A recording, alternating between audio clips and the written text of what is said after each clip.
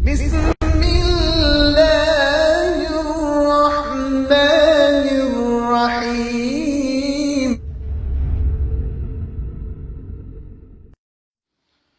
السلام عليكم ورحمة الله وبركاته.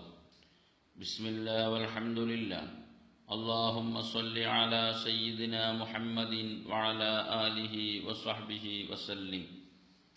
عن أبي هريرة رضي الله عنه قال قال رسول الله صلى الله عليه وسلم: المرء على دين خليله فلينظر أحدكم من يخالل.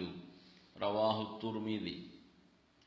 عن أبي هريرة رضي الله عنه أبو هريرة رضي الله عنه നിന്ന് നിവേദനം. قال അദ്ദേഹം പറയുന്നു: قال رسول الله صلى الله عليه وسلم റസൂലുള്ളാഹി സ്വല്ലല്ലാഹു അലൈഹി വസല്ലമ പറയുന്നു: അൽ മർഉ അലാ ദീനി ഖലീലിഹി, മനുഷ്യൻ തൻ്റെ സഹോദരൻ്റെ തൻ്റെ സുഹൃത്തിൻ്റെ സംസ്കാരത്തിലായിരിക്കും. ഫൽയൻദുർ അഹദുക്കും മൻ യുഖാലിലു, അതുകൊണ്ട് ഓരോരുത്തരും ആലോചിക്കട്ടെ ആരോടാണ് സൗഹൃദമുണ്ടാക്കുന്നത് എന്ന്.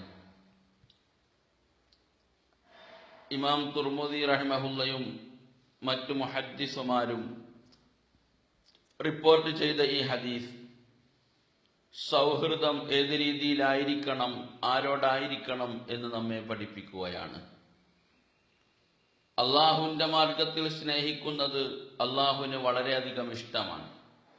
ഒരു ഖുദ്സിയായ ഹദീസിൽ കാണാൻ കഴിയും: വജബത് മഹബ്ബതി ലിൽ മുതഹാബ്ബീന ഫിയ്യ, എനിക്ക് വേണ്ടി പരസ്പരം സ്നേഹിക്കുന്നവർക്ക് എന്റെ സ്നേഹം നിർബന്ധമായിരിക്കുന്നു എന്ന്.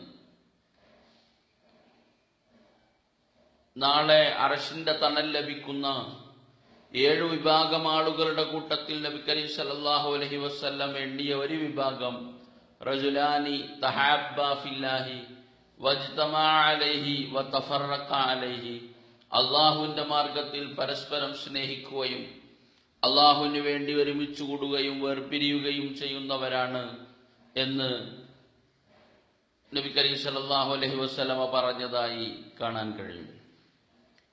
അള്ളാഹുവിന്റെ മാർഗത്തിലുള്ള സ്നേഹം, നല്ല ആളുകളെ സ്നേഹിക്കുമ്പോൾ അവരുടെ കൂടെയായിരിക്കും നാം പരലോകത്ത് എന്നും തങ്ങൾ പറഞ്ഞിട്ടുണ്ട്. അൽമർഉ മഅ മൻ അഹബ്ബ, ഒരു മനുഷ്യൻ അവൻ ആരെയാണോ സ്നേഹിച്ചത് അവരോടൊപ്പമാണ് എന്ന് നബി കരീം സല്ലല്ലാഹു അലൈഹി വസല്ലം പഠിപ്പിക്കുന്നു. ഒരാളുടെ സംസ്കാരത്തെ സ്വാധീനിക്കാൻ സുഹൃത്തുക്കൾക്ക് കഴിയും എന്നതുകൊണ്ട് സുഹൃത്ത് ആരായിരിക്കണം എന്ന് കൃത്യമായി ആലോചിക്കേണ്ടതുണ്ട്.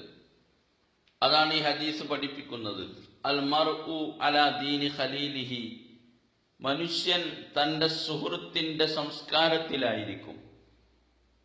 തന്റെ സുഹൃത്ത് ഏത് രീതിയിൽ ജീവിക്കുന്നുവോ അതുപോലെയായിരിക്കും ഒരു മനുഷ്യൻ ജീവിക്കുക.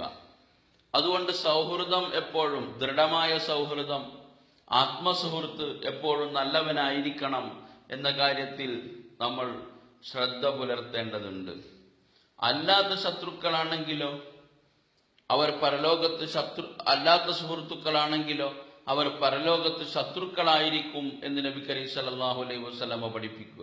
അല്ലാഹു സുബ്ഹാനഹു വ തആല വിശുദ്ധ ഖുർആനിൽ പഠിപ്പിച്ചിട്ടുണ്ട്: അൽ അഖില്ലാഉ യൗമഇദിൻ ബഅദുഹും ലിബഅദിൻ അദുവ്വുൻ ഇല്ലൽ മുത്തഖീൻ, അന്നേ ദിവസം സുഹൃത്തുക്കൾ പരസ്പരം ശത്രുക്കളായിരിക്കും തഖ്വയുള്ളവരൊഴികെ. ഇത് വലിയൊരു മുന്നറിയിപ്പാണ് നമുക്ക്. ദുഷ്ട സൗഹൃദമാണുള്ളതെങ്കിൽ അവർ നാളെ നമുക്ക് ശത്രുക്കളായിരിക്കും.